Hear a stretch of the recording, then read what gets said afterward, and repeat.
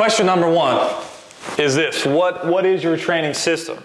Now, with any system, whether it's training or outside of the strength and conditioning world, you're going to have three different components when you're trying to develop a system. You're going to have a starting point, and that's your initial question. Whether it's a process map or a flow chart, you're still creating a system. There's no different here. But you've got your starting point, you have progression and regressions, and then you have standards, and then you have results, which are the same thing. Starting point, progression, regression, and then your standards and results. Now, what I would mean, let's take one basic movement. Let's take a forward, backward, lateral lunge. That's your starting point. We're doing lunging for hip strength and mobility of the hip. We're talking deceleration because of foot contact. We're talking about lateral movement, etc., about what happens with the lunge and why we do that. Now, that would be our starting point, would be a stationary forward, backward, and lateral lunge. That's our starting point. Now, our progression and regression, we have to have certain cues for each one of those. All right? So if I do stationary lunge the way that I'm teaching it with my initial cues and my starting point, and the athletes can handle that and handle it very efficiently, then we progress. What does that mean to progress? Do we add weight? Do we go where we cover distance? Do we elevate the foot? Whatever you're going to do, that's where we decide what's our progression.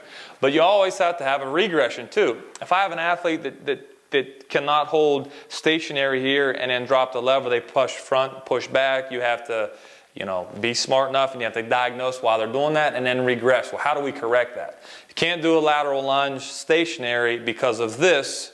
We're going to regress and pull off, wait till we build this up, go back to that stationary lateral lunge, that looks good, and then we'll work into our progression. Then you have standards and results. Why are you doing the thing in the first place? Well, we said why we have a starting point and what our goals are, so what is our outcome and is our result? Are we looking to have a certain weight? Are we looking to have a certain amount of time? How does that correlate with the big pictures? And that's why you have standards and results. Now, if we take a look at any strength and conditioning and speed program, that's all it is. It's strength, it's speed, it's conditioning. We have to have a strong athlete that is fast, that's in shape. Those three things. Now you can go back, balance and accuracy. You can do power. You can do plyometric effect. You can do jump training. You can do all that. All that is still coming back to a component of strength, speed, and conditioning. And if I would turn the page back a chapter, strength, speed, and conditioning, turn it back a little bit, you would say, how do I make that developmental? Now, the information that I had sent you via email detailed, you can see what we mean by making that developmental. But now we understand that, the greater good of that process. Here's what it means to prime central nervous system and blah, blah, blah. But we've got to get this into targets that we're doing every single workout. Strength, speed, and conditioning. Now for focus, I'll give an example. If I go to focus right here, I have 8 components to every workout. So if you're coming in and you're training with focus, no matter if you're traveling into where we have workouts where kids come to me for our Total Focus program, or it's where we're going out into the field and we're doing training on location, no matter if we've got 45 minutes, a half hour, 2.5 hours, whatever, we will hit these 8 components. Why? Because that's my system.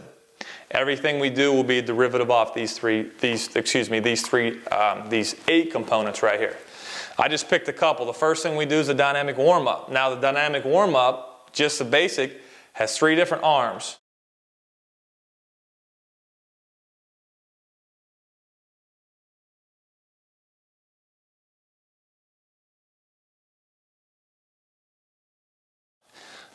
From that. So we have 3 different targets that we want to make sure that we're hitting in our dynamic warm-up. If we don't hit those, it's not a dynamic warm-up. If we go down here to number 4, when we go to sport speed / agility, when we get here, there's 3 different components that we're looking for sport speed. If we're not hitting those 3 components, it's not sport speed, and it's not therefore flowing into the system. So you should see a trend here. Torso training, same thing. We have 3 different components of torso training. If we're not hitting those, it's not part of the system. What that does is when you go in and you're in the opportunity and you're at the club level and you're at the meeting for them, and they say, hey, we've got Andrea Hayden, she's coming in with XYZ, she wants to talk to us today about strength training for the female soccer player. Okay, great. You get up there and you say, listen, here's what we do. We have a developmental program. You give them that spiel, which is a good spiel. and you say, here's where we take this to the next level, and this is why you need to go with us. Here's our 5-component system. Here's our 10-component. Every single workout is going to have this involved with it. And it shows that you have the depth and level of knowledge and competency to put a program together that will address strength, speed, and conditioning. Now keep in mind, these are the 3 highlights. You can put injury reduction in there. You can put power in there. You can look at force production over different angles. All that stuff will go underneath there. But to be honest with you, the only people that can really comprehend and understand that is me and you as a strength coach. When you go and talk to people that will be putting money in your pocket to train, talk in these terms. Talk in these terms. This right here is even a little questionable. I know that sounds crazy, but don't make these too fancy. All right? Don't get too jargon on those. You really have to dumb these down so people can follow that. My kids in our workout, my athletes, every single one of them can tell you where they're at in a workout based on their workout folders and their sheets, or even if we're on the court or on the field, where they're at with this system. All right? And that's how we talk to them. It makes it very habitual for them, and they understand the flow of the workout, and it creates expectations.